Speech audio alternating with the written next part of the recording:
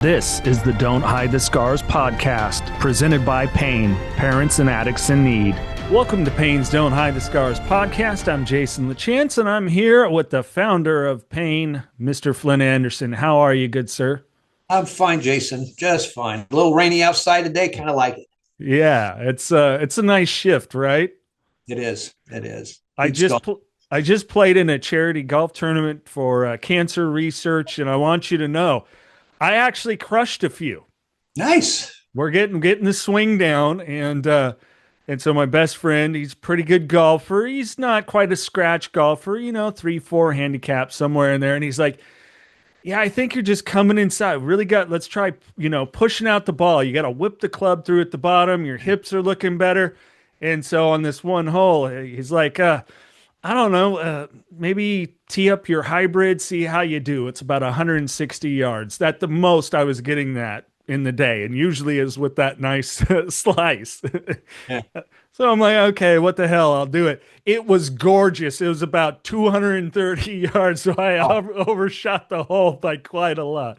Nice. But I'm coming along to where you and I can hit the driving range, but I'm not yet at the point where I want to go golfing with you and your buddies because I don't want to bring you down that much. Don't worry. Don't worry. You can never bring us down. That's for sure. And putt of the day, my son, beautiful 16-footer. 16-footer. This thing, like he read the green. It had a break in it. The right speed, sunk that thing. I thought I was seeing my son win the Open or something. It was gorgeous. So my game is coming along. So we'll find other reasons to hang out. Yeah, golf's made to enjoy it. I mean, even though we do get a little upset at times, it seems like you get more upset the better you get, because you're expecting more out of yourself. But it's meant to be fun and enjoyable, and all those things. And trust me, you'll see some things you'll never thought you'd see in a lifetime. Yes, okay, on a golf course, never. It's just amazing. Yes, sir. Good for you guys. Yeah. All right. We're going to dive in here. So as the headline reads around this, can weight loss medication help with alcohol and drug addiction? Research has begun around Ozempic, Wegovy, to explore if it can help around substance addiction. They've already tested alcohol in mice and rats. They've started some testing around heroin, fentanyl, and oxycodone.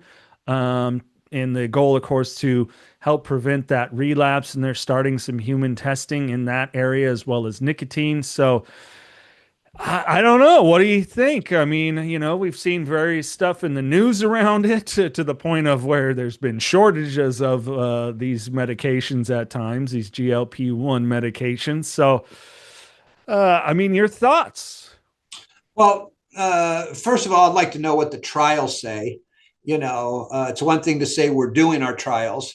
Okay, but what are those trials consisting of? What's the result of those trials? I don't care if it's if it's a 100% thing or not. What are the results? Because I think when you're talking about an Ozempic, let's say, that's not a narcotic, but it is an addictive quality medication, like anything can be, like a Tylenol PM could be, or even a regular Tylenol. That you constantly take it. It's not going to have that much of an effect on you. It may affect your liver somewhere down the road, but it's still the addictive behavior. And by the way, addictive behavior doesn't always mean it's something horrible. Okay, it doesn't mean you're out there robbing and stealing and lying and doing all of those things. It's just the addictive behavior of taking it every night at the same time, worrying about if you're going to have enough, going and getting it, bringing it. I mean, again, it's just the addictive behavior, not the deep dark side, but kind of the regular side of like I'm addicted to golf. Yeah. It's basically the same thing. So again, is it going to kill you? I would have to say no. at this point. I don't know everything about Ozempic. I think they better come up with some real straight up facts about how this is going to help with alcoholism or opiate addiction or any type of addiction. Yeah. That has to be that has to come out first and foremost. Everybody's trying all these different things, which I think is a good thing, by the way. We have to continue to try to see what's available, what's out there, whatever it is. Hanging a dead cat over your bed, I don't care. It's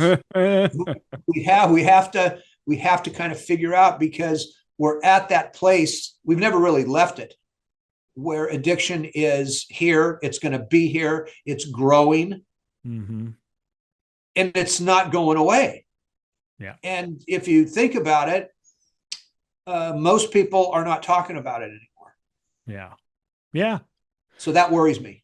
Yeah. Well, and here's kind of some of my concerns. What they show, the GLP-1 receptors that are expressed in brain regions that involve the reward and motivation, right? We know, if we want to break it down, it's the ventral tegmental area of the brain, the nucleus accumbens, the amygdala, prefrontal cortex, especially, where it's thought, logic, and reason, that thing that when you and I talk about how addiction cuts maturity rates, that's what we're talking about, this prefrontal cortex that uses logic and reason, right? That it's dampened. So my concern around that is much like where we long-term use of a Suboxone, right? An opioid to help the opioid addict, and you keep it going, is it doesn't mean that you're not like that it's a cure. Like, this is like, if it does work, this is just another thing that helps with those cravings, that we can reduce it. But you still got to do the other work around it. And the scary part to me too is, especially, if it is an addiction, we've jacked up our reward system, what dopamine does in our brain and excess and all this. Many folks, me included, in those early phases of my recovery, depression and anxiety was a real son of a bitch. The things that I was trying to squish out that I can only do in a short period of time, right? With alcohol, there was just this little space of reward, and not the big, huge reward we're meant to get through our reward system. So for me, it's that kind of worry too, is that much like the conversation we had with Dino Miliotis a couple weeks back, where he's spoken about his recovery, was, okay, I went through it. I got off the drugs I was on, but then I was loaded up with all this medication, and then I didn't know, which way was up or down. So I worry about, yes, this could be an option to really help people, but then what is it then? Like, okay, you're on this thing, it's helping you. You better most likely have a plan to start to wean off that too, because then here comes the anti-anxiety medication, the depression medication, and so on. And you and I both speak to that intended freedom of what recovery is. It is free. Like, it's that space to move about the cabin freely, so to speak, to enjoy life, not continue to be tied to something. And of course, I'm not trying to be insensitive to folks, that there are some that most certainly need it. Certain types of medication, for whatever reason. We've spoken to them on here that needed to have an antipsychotic or whatever it is. But I just worry about it increasing that possibility if there's not things in place where it's that tapering off, much like Suboxone was initially intended to be, but isn't always the case, where, some people have been on it for years. You were on methadone for years, right? So I worry about that.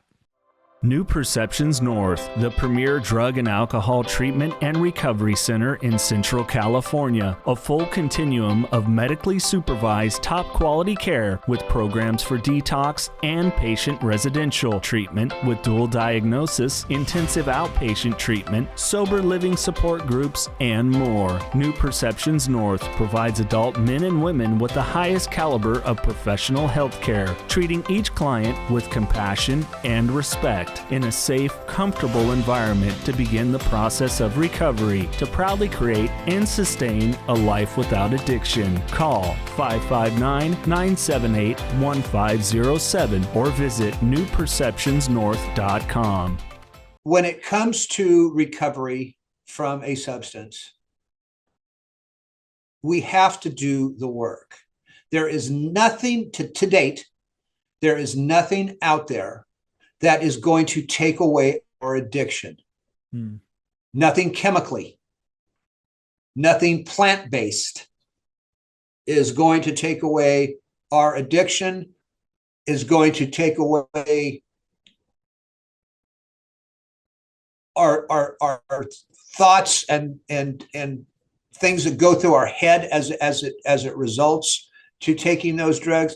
What's going to take that away is the work that we do to prevent it. We may not always stop it, but what I do think is critical here, and we haven't talked about it much over the years.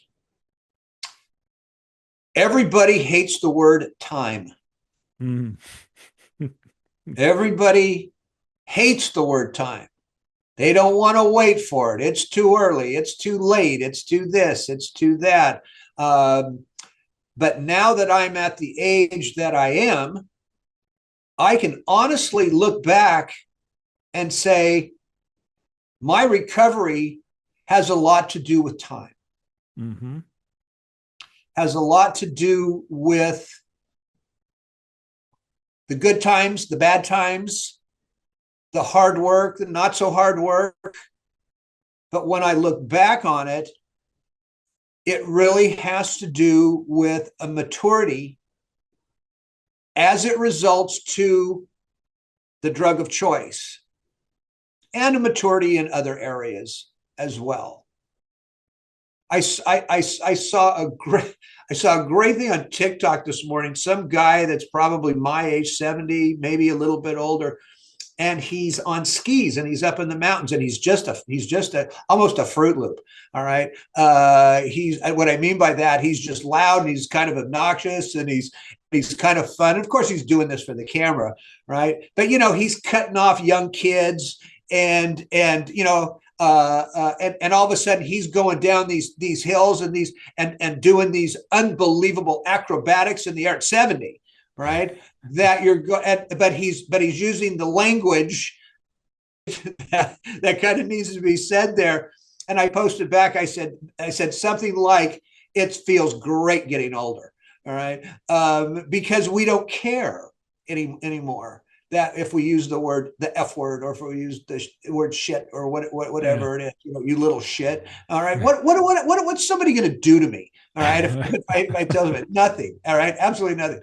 So the point here, though, is that age thing, that maturity thing does have an effect. You start to look back, and, as older you get, you don't want to go back there again.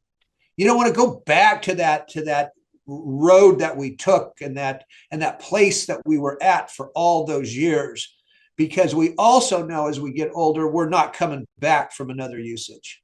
Yeah. We're just not coming back. It's too hard. It's too difficult.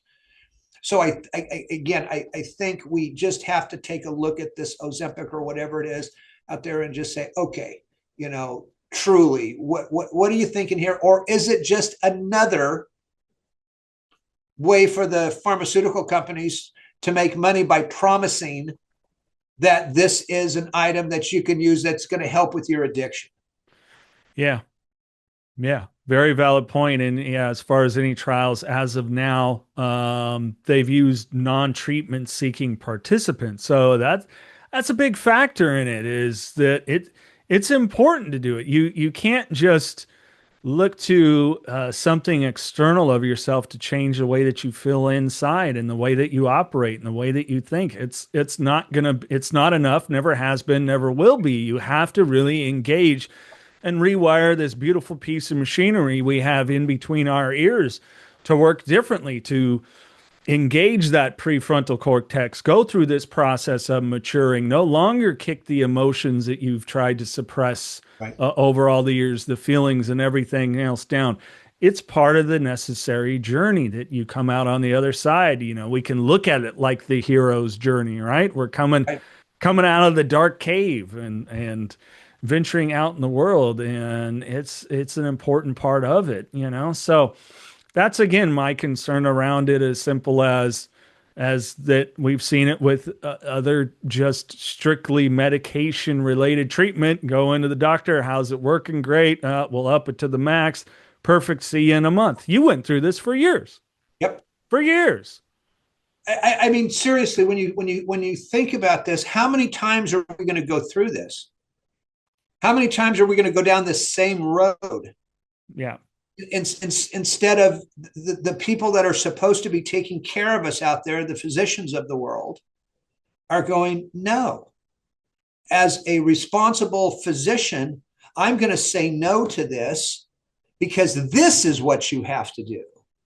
You have to get involved in a recovery program. You have to be committed to that recovery program instead of, we're going to give you a carrot to use.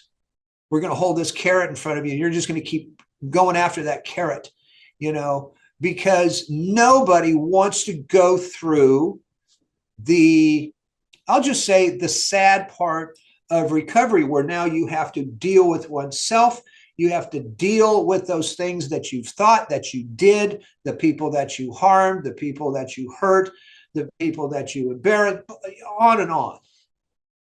When in fact, that's how you learn. Mm-hmm.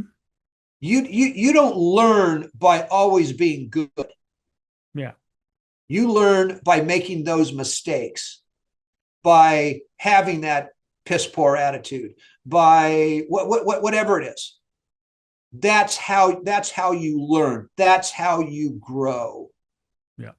You know, it's almost this one's going to raise some eyebrows. But this is almost like those that have not all that have lost a child to an overdose. And for those folks, those parents that are constantly blaming the other side for that person's, their child's death. It was the girlfriend, it was the police, it was the ambulance people, it was the hospital, it was this, there's this reason and that reason. And instead of taking the hard look at what their role was in this, what their child's role was in this, without the bullshit. Mm-hmm. Without the bullshit. Because believe it or not, when you address those things, nobody wants to crucify that parent for their responsibility in this. That's not what I'm saying. But if they don't take a look at their responsibility in this piece and their child's responsibility in this piece, instead of putting the blame on other people, they're never going to learn. I'm not saying they're ever going to be the same because they lost a child, but they're never going to learn. They're never going to be at somewhat of a peace with themselves. Mm-hmm. They're not going to be at a total peace with themselves anyway, because the fact that they lost a child. But there is a big part of peace that can come in just like the addict has to admit what we did. So does the family. Mm-hmm. And if that happens, then you have a chance to do some healing in this, instead of using something as an excuse. Because we're all, I don't care who we are, addict, non-addict, normal Joe, everyday person, rich, not rich, super poor, whatever it is, we all have that ability not to take responsibility for our actions. Yeah. And when you do that, you will start to heal. Yeah. That's an old man talking to you right That's wisdom. Let's just call it wisdom. We don't have to call you old. I mean, if you want, like if people haven't seen, my handle on Instagram is Jedi Sober, so you can continue to be my Yoda all you want. I'll be your Yoda all day long, buddy. To this you will. Well, and I hope people are picking up on, we're not anti anything that's going to help that process of the recovering addict, but we've just been down this road personally, and you've seen it so much with so many people that you've helped over the years, and I'm seeing it now more with the work I've been able to be a part of in the last 3, 4 years. That yeah, a medication alone isn't going to do it. So that's all we're speaking to. We're totally on board if it's something that's definitely going to help lower those relapse rates, help people get on that pathway. But but that fear of that dependency then on that medication, when in fact all of it is built within us all. We're all built to operate and work and function and thrive and everything else. All those promises are there. So when we speak around these things and we just want to bring that awareness. So like, hey, if you are a suffering addict or have a suffering addict as a loved one, they're whole, they're complete, they are who they are, and they can thrive in life. And Yeah. we're not saying we're anti the medication to help at all, because, hey, there is a time and a place, and when the benefits of taking it far outweigh the benefit or the side effects of not taking it, then hey, yeah, step into it. So, anyways, let me say this. One of the things that kind of bothers me about Ozempic, um, you know, actually, it kind of seems like we don't care as much about weight loss if you look at the news and if you look at some of the social media stuff going on. But I think weight loss is different. mm, For those of and those that probably don't know, remember a few months ago I got really sick, and I lost something like 28 pounds. And so, which was the cool thing was I had to go buy all new clothes because I couldn't fit any of the old ones. I mean, at my worst, I was 163 pounds, which is way too much weight to lose, because I was more than 163 pounds in high school. And so I put on a few pounds since then, but there's still that thing in me that says, oh, wait a minute, you don't eat too much. Okay. You don't want to eat too much here, Flindt, because I don't want to look fat again. I don't want to look too chubby. And I don't, okay, to be honest with you. I'm very comfortable at this weight now, right? But I think when you have people, again, that have any type of addiction issue, right, and they go to a drug like Ozempic and they're going to use it for weight loss, because let's face facts, people do, right? Mm-hmm. That's what they're using it for. All kinds of different reasons, but that's one of the big ones. They have a tendency to stay on something for an enormously lengthy time to stay on that drug. And that can have some side effects as well. The weight loss can have side effects because you're not losing it the proper way. You're not exercising with it. You're not eating correctly. You're not doing those things. So that's something to be careful as well. If you've got that addictive personality, be careful of some of that stuff, because it will take over your life. Even something as easy as weight loss. Yeah. Not saying everybody's going to be anorexic, but Yeah. Well, and it's designed not only, what it does, obviously body wise, but as far as the reward system wise. And yeah, if you don't correct that eating, it's going to spike back up, and who knows where this is at in the trial studies. They're seeing interesting stuff around the rats and mice they've tested just on alcohol alone, that there's a less of a desire, or that drunken response, so to speak, that they're getting. But that doesn't mean it's a rat. Yeah, that doesn't mean it's going to stay that way, right? For the body, yeah. Like, this is not an answer where now all of a sudden I can go and I can drink. Doesn't work that way. So it doesn't work that way.